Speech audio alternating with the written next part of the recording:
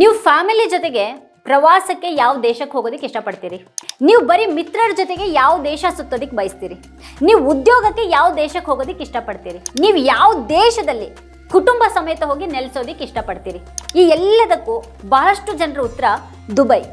ವಿಶೇಷ ಅಂದರೆ ನಿಮ್ಗೆ ಇದೇ ಉತ್ತರ ಬೇರೆ ಬೇರೆ ಧರ್ಮದವ್ರು ಮಾತ್ರ ಅಲ್ಲ, ಬೇರೆ ಬೇರೆ ದೇಶದವರಿಂದನೂ ಸಿಗುತ್ತೆ. ದುಬೈ ಅಂದರೆ ಒಂಥರ ಬೇರೆನೇ ಜಗತ್ತಿದ್ದ ಹಾಗೆ. ಅಲ್ಲಿ ನಿಮಗೆ ಒಂದು ಸುತ್ತ ಹೊಡ್ಕೊಂಡು ಬಂದರೆ ಸಾಕು, ಎಲ್ಲ ದೇಶದವರು, ಎಲ್ಲ ಧರ್ಮದವರು, ಯಾವ ಧರ್ಮಕ್ಕೂ ಸೇರಿದವರು, ಬಿಳಿಯರು ಕರಿಯರು ಸಹಿತ ಎಲ್ಲ ಬಣ್ಣದವರು, ಎಲ್ಲ ವರ್ಗದವರು, ಎಲ್ಲ ವಯೋಮಾನದವರು ಮತ್ತು ಎಲ್ಲ ಆದಾಯ ವರ್ಗಗಳ ಜನ ಸಿಗ್ತಾರೆ. ದುಬೈ ಅಂದರೆ ಭಾರತ, ದುಬೈ ಅಂದರೆ ಅಮೇರಿಕಾ, ದುಬೈ ಅಂದರೆ ಇಂಗ್ಲೆಂಡ್, ದುಬೈ ಅಂದರೆ ಈ ಜಗತ್ತಿನ ಎಲ್ಲ ದೇಶದವರಿಗೂ ತಮ್ಮದೇ ದೇಶ ಅನ್ನುವಂಥ ಒಂದು ಆಪ್ತ ಭಾವ. ಎಲ್ಲರನ್ನು ಸ್ವೀಕರಿಸುವ, ಎಲ್ಲರನ್ನ ಪೊರೆಯುವ, ಎಲ್ಲರನ್ನ ಪ್ರೀತಿಸುವ, ಎಲ್ಲರನ್ನ ಪೋಷಿಸುವಂಥ ನಗರ ದುಬೈ. ದುಬೈ ಅಂದರೆ ಅವಕಾಶ, ದುಬೈ ಅಂದರೆ ಆಕಾಶ, ದುಬೈ ಅಂದರೆ ಸಾಗರ, ದುಬೈ ಅಂದರೆ ವಿಲಾಸ, ದುಬೈ ಅಂದರೆ ರಂಜನೆ, ದುಬೈ ಅಂದರೆ ದುಡ್ಡು, ದುಬೈ ಅಂದರೆ ಬದುಕು. ಎಲ್ಲದಕ್ಕಿಂತಲೂ ಮುಖ್ಯವಾಗಿ ದುಬೈ ಅಂದರೆ ಸುರಕ್ಷತೆ. ಯಾವ ಹೊತ್ತಿನಲ್ಲಿ ಬೇಕಾದರೂ, ಯಾರೇ ಬೇಕಾದರೂ, ಎಲ್ಲಿಗೆ ಬೇಕಾದರೂ ಹೋಗಬಹುದು ಅನ್ನುವಂಥ ನಗರ ಅಂದರೆ ಅದು ದುಬೈ. ಬೇರೆಲ್ಲ ಬಿಟ್ಬಿಡಿ, ಕೇವಲ ಅಂದರೆ ಕೇವಲ ಸುರಕ್ಷತೆ ಅನ್ನೋ ಒಂದೇ ಒಂದು ಕಾರಣಕ್ಕೆ ದುಬೈಗೆ ಹೋಗಿ ನೆಲೆಸಿದವರು ಅದೆಷ್ಟೋ ಜನ ಇದ್ದಾರೆ. ನಿಮ್ಮ ಧರ್ಮ ಯಾವುದು, ಬಣ್ಣ ಯಾವುದು, ಹಿನ್ನೆಲೆ ಏನು, ಆಹಾರ ಯಾವುದು, ಆರಾಧನೆ ಯಾವುದು ಅಂತ ಕೇಳದೇನೆ ನಿಮಗೆ ಅವಕಾಶ ಕೊಡುವಂಥ ನಗರ ಅಂದರೆ ಅದು ದುಬೈ. ಅದಕ್ಕೇನೆ ಎಲ್ರಿಗೂ ದುಬೈ ಅಂದರೆ ಇಷ್ಟ ಆಗೋದು. ಆದರೆ ದುಬೈನ ಇದೇ ಇಮೇಜ್ಗೆ ಈಗ ಭಾರಿ ದೊಡ್ಡ ಪೆಟ್ಟು ಬಿದ್ದಿದೆ. ದುಬೈ ಕೂಡ ಈಗ ಸೇಫ್ ಅಲ್ಲ ಅನ್ನುವಂಥ ಮಾತು ಇದೇ ಮೊದಲ ಬಾರಿ ಕೇಳಿಬಂದಿದೆ.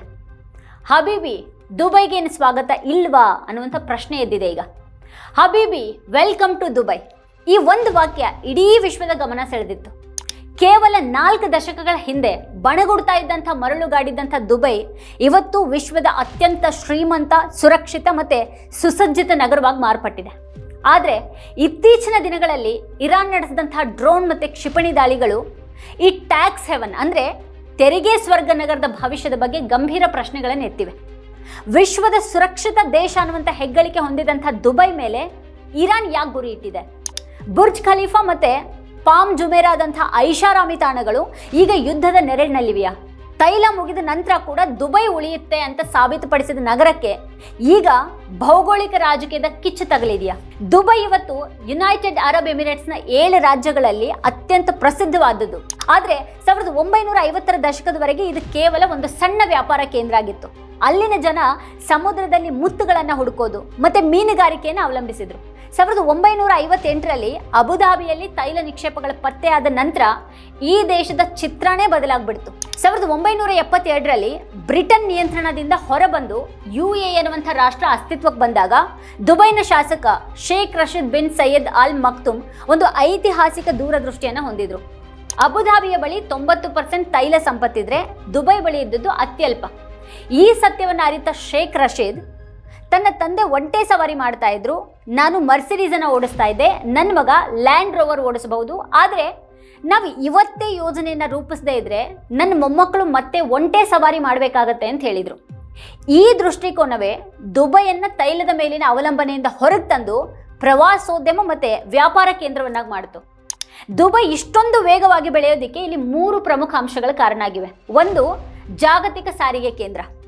ದುಬೈನ ಭೌಗೋಳಿಕ ಸ್ಥಾನವು ಯುರೋಪ್, ಆಫ್ರಿಕಾ ಮತ್ತು ಏಷ್ಯಾದ ಮಧ್ಯದಲ್ಲಿದೆ. ಇದನ್ನ ಬಳಸಿಕೊಂಡು ದುಬೈ ತನ್ನ ವಿಮಾನ ನಿಲ್ದಾಣವನ್ನು ವಿಶ್ವದ ಅತ್ಯಂತ ಕಾರ್ಯನಿರತ ನಿಲ್ದಾಣವನ್ನಾಗಿ ಮಾಡ್ತು.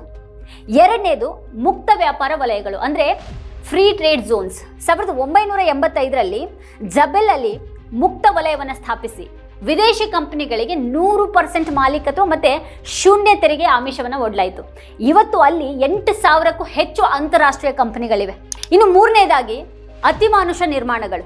ಬುರ್ಜ್ ಖಲೀಫಾ ಇದು ವಿಶ್ವದ ಎತ್ತರದ ಕಟ್ಟಡ. ಬುರ್ಜ್ ಅಲ್ ಅರಬ್ ಇದು 7 ಸ್ಟಾರ್ ಹೋಟೆಲ್. ಮತ್ತು ಪಾಮ್ ಜುಮೇರಾದಂಥ ಮಾನವ ನಿರ್ಮಿತ ದ್ವೀಪಗಳು ದುಬೈಯನ್ನು ವಿಶ್ವದ ಪ್ರವಾಸಿಗರ ಮೊದಲ ಆಯ್ಕೆಯನ್ನಾಗಿ ಮಾಡಿದವು. ಕಳೆದ ಕೆಲವು ದಿನಗಳಿಂದ ಪಶ್ಚಿಮ ಏಷ್ಯಾದಲ್ಲಿ ನಡೀತಾ ಇರುವಂಥ ಇಸ್ರೇಲ್ ಇರಾನ್ ಸಂಘರ್ಷದ ಬಿಸಿ ಈಗ ದುಬೈಗೂ ತಟ್ಟಿದೆ. ಇರಾನ್ ಉಡಾಯಿಸಿದಂಥ ಡ್ರೋನ್ಗಳು ಮತ್ತು ಕ್ಷಿಪಣಿಗಳು ದುಬೈನ ಆಯಕಟ್ಟಿನ ಜಾಗದಲ್ಲಿ ಬಿದ್ದಿವೆ ಅನ್ನುವಂಥ ವರದಿಗಳು ಬಂದಿವೆ. ಪಾಮ್ ಜುಮೇರಾ ದ್ವೀಪದಲ್ಲಿ ಸ್ಫೋಟಗಳು ಸಂಭವಿಸಿದ್ದು ಕೆಲವರು ಗಾಯಗೊಂಡಿದ್ದಾರೆ. ಬುರ್ಜ್ ಅಲ್ ಅರಬ್ ಹೋಟೆಲ್ ಬಳಿ ಡ್ರೋನ್ ಅವಶೇಷಗಳು ಬಿದ್ದು ಬೆಂಕಿ ಕಾಣಿಸಿಕೊಂಡಿದೆ. ಬುರ್ಜ್ ಖಲೀಫಾದ ಹತ್ರ ಕೂಡ ಡ್ರೋನ್ಗಳು ನುಗ್ಗಿ ಬಂದಿದ್ರೂ ವಾಯು ರಕ್ಷಣಾ ವ್ಯವಸ್ಥೆಯು ಅವುಗಳನ್ನು ತಡೆದಿದೆ.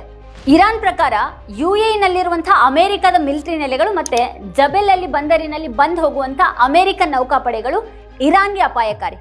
ಅಮೆರಿಕದ ಮೇಲೆ ನೇರ ದಾಳಿ ಮಾಡೋದಕ್ಕೆ ಸಾಧ್ಯವಾಗದ ಇರಾನ್ ಅಮೆರಿಕದ ಮಿತ್ರ ರಾಷ್ಟ್ರಗಳ ಆರ್ಥಿಕ ಶಕ್ತಿಯನ್ನು ಕುಗ್ಗಿಸೋದಕ್ಕೆ ಈ ಒಂದು ದಾರಿಯನ್ನು ಹಿಡಿದಿದೆ. ಇದು ಕೇವಲ ಯುದ್ಧ ಅಲ್ಲ, ಬದಲಾಗಿ ಅಂತಾರಾಷ್ಟ್ರೀಯ ಸಮುದಾಯದ ಮೇಲೆ ಒತ್ತಡವನ್ನು ಹೇರುವಂಥ ತಂತ್ರ ಆಗಿದೆ. ದುಬೈನ 85% ಜನಸಂಖ್ಯೆ ವಿದೇಶಿಗರಿಂದಾನೇ ಕೂಡಿದೆ, ಅದರಲ್ಲಿ ಭಾರತೀಯರು ಅತಿ ಹೆಚ್ಚು. ಇಂಥ ನಗರದಲ್ಲಿ ಅಸ್ಥಿರತೆ ಉಂಟಾದರೆ ಅದು ಜಾಗತಿಕ ಆರ್ಥಿಕತೆಯ ಮೇಲೆ ದೊಡ್ಡ ಪರಿಣಾಮವನ್ನು ಬೀರುತ್ತೆ. ಪ್ರತಿ ವರ್ಷ 2 ಕೋಟಿ ಪ್ರವಾಸಿಗರು ಬರುವಂಥ ಈ ನಗರದಲ್ಲಿ ವಿಮಾನ ನಿಲ್ದಾಣಗಳು ಸ್ಥಗಿತಗೊಂಡ್ರೆ ಆರ್ಥಿಕತೆ ನೆಲಕಚ್ಚುತ್ತೆ. ದಾಳಿಯ ಭಯದಿಂದ ಹೂಡಿಕೆದಾರರು ತಮ್ಮ ಹಣವನ್ನು ಹಿಂಪಡೆಯುವಂಥ ಸಾಧ್ಯತೆ ಇದೆ. ದುಬೈನ ಏಕೈಕ USP ಅಂದರೆ ಇದು ನೀಡುವಂಥ ಭದ್ರತೆ. ಕ್ಷಿಪಣಿಗಳು ಈ ಒಂದು ಭದ್ರತೆಯ ಕವಚವನ್ನು ಭೇದಿಸಿದ್ರೆ ಜನರು ಅಲ್ಲಿ ನೆಲೆಸೋದಕ್ಕೆ ಹಿಂಜರಿತಾರೆ. ದುಬೈನ ಯಶಸ್ಸಿನ ಕಥೆಯು ಎಷ್ಟು ಅದ್ಭುತವಾಗಿದೆಯೋ ಅದರ ಸುತ್ತಲಿನ ಭೌಗೋಳಿಕ ಸ್ಥಿತಿ ಕೂಡ ಅಷ್ಟೇ ಅಪಾಯಕಾರಿಯಾಗಿದೆ. ಇರಾನ್ನ ಈ ದಾಳಿಗಳು ದುಬೈಗೆ ಒಂದು ಎಚ್ಚರಿಕೆಯ ಗಂಟೆ. ತೈಲ ಮುಕ್ತ ಆರ್ಥಿಕತೆಯನ್ನು ಕಟ್ಟಿದಂಥ ದುಬೈಗೆ ಈಗ ರಾಜತಾಂತ್ರಿಕ ಸಮತೋಲನ ಕಾಪಾಡೋದು ದೊಡ್ಡ ಸವಾಲಾಗಿದೆ. ಅಮೆರಿಕದ ಸ್ನೇಹನೂ ಬೇಕು, ಇರಾನ್ನಂತಹ ನೆರೆಹೊರೆಯವರ ಕೆಂಗಣ್ಣಿಗೂ ಗುರಿಯಾಗಬಾರ್ದು ಅನ್ನುವಂಥ ಒಂದು ಅನಿವಾರ್ಯತೆಯಲ್ಲಿ UAE ಈಗ ಸಿಲುಕಿದೆ. ಇರಾನ್ನ ಈ ಗ್ಯಾಂಬಲ್ ಯಶಸ್ವಿಯಾದರೆ ದುಬೈ ಮೇಲೆ ಒತ್ತಡ ಹೆಚ್ಚಾಗಲಿದೆ. ಇಲ್ಲದೇ ಇದ್ರೆ ಇರಾನ್ ಮತ್ತಷ್ಟು ಒಂಟಿಯಾಗಲಿದೆ. ದುಬೈ ಕೇವಲ ಒಂದು ನಗರ ಅಲ್ಲ, ಅದು ಮನುಷ್ಯನ ಇಚ್ಛಾಶಕ್ತಿಯ ಸಂಕೇತ. ಆದರೆ ಪಶ್ಚಿಮ ಏಷ್ಯಾದ ಯುದ್ಧದ ಕಿಚ್ಚು ಈ ಸೌಂದರ್ಯವನ್ನು ಸುಡೋದಿಕ್ಕೆ ಕುಳಿತಿದೆ. ಈಗ ದುಬೈ ಸರ್ಕಾರ ಪ್ರವಾಸಿಗರಿಗೆ ಉಚಿತ ಆಹಾರ ಮತ್ತು ವೀಸಾ ವಿಸ್ತರಣೆಯಂಥ ಕ್ರಮಗಳನ್ನು ಕೈಗೊಂಡು ಆತ್ಮವಿಶ್ವಾಸ ತುಂಬುವಂಥ ಒಂದು ಪ್ರಯತ್ನ ಮಾಡ್ತಾ ಇದೆ. ಸೋಮವಾರ UAE ಅಧ್ಯಕ್ಷ ಹಾಗೆ ರಕ್ಷಣಾ ಸಚಿವರು ದುಬೈ ಮಾಲ್ಗೆ ಬಂದು ಜನರನ್ನು ಭೇಟಿಯಾಗಿರೋದು ಇದ್ರ ಭಾಗನೇ ಆಗಿದೆ. ಆದರೆ ವಿಶ್ವದ ಅತಿ ಎತ್ತರದ ಕಟ್ಟಡ ಅಥವಾ ಅತಿ ದೊಡ್ಡ ಶಾಪಿಂಗ್ ಮಾಲ್ಗಿಂತನೂ ಮನುಷ್ಯನಿಗೆ ಮುಖ್ಯ ಆಗಿದ್ದು ಏನು ಅಂತ ಅಂದರೆ ಶಾಂತಿ. ಈ ಯುದ್ಧ ಬೇಗನೆ ಕೊನೆಗೊಳ್ಳದೇ ಇದ್ರೆ 40 ವರ್ಷಗಳಲ್ಲಿ ಕಟ್ಟಿದಂಥ ಈ ಸಾಮ್ರಾಜ್ಯ ಮರಳಿನಲ್ಲಿ ಮರಳಾಗುವಂಥ ಆತಂಕ ಇದೆ.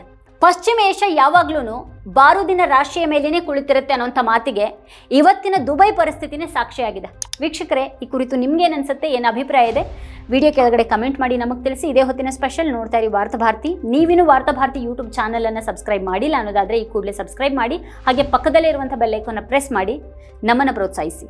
ನಮ್ಮ ಕಾರ್ಯಕ್ರಮಗಳನ್ನು ನೀವು ನೋಡ್ತಾ ಇದ್ರೆ ನಮ್ಮ ಚಾನೆಲ್ ಅನ್ನ ಸಬ್ಸ್ಕ್ರೈಬ್ ಮಾಡಿ, ಪಕ್ಕದ ಬೆಲ್ ಐಕಾನ್ ಒತ್ತಿ ನಮ್ಮನ್ನ ಬೆಂಬಲಿಸಿ.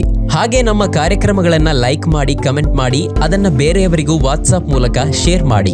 ನೀವು ಹೀಗೆ ಮಾಡಿದಾಗ ನಮ್ಮ ಚಾನೆಲ್ ಇನ್ನಷ್ಟು ಮತ್ತಷ್ಟು ಜನರಿಗೆ ತಲುಪಲು ನೀವು ನಮ್ಮೊಂದಿಗೆ ಸಹಕರಿಸಿದ ಹಾಗಾಗುತ್ತೆ. ಇದು ನೀವು ಯಾವುದೇ ಖರ್ಚಿಲ್ಲದೆ ಕೆಲವೇ ಸೆಕೆಂಡುಗಳಲ್ಲಿ ನೀಡಬಹುದಾದ ಸಹಕಾರ. ಧನ್ಯವಾದಗಳು.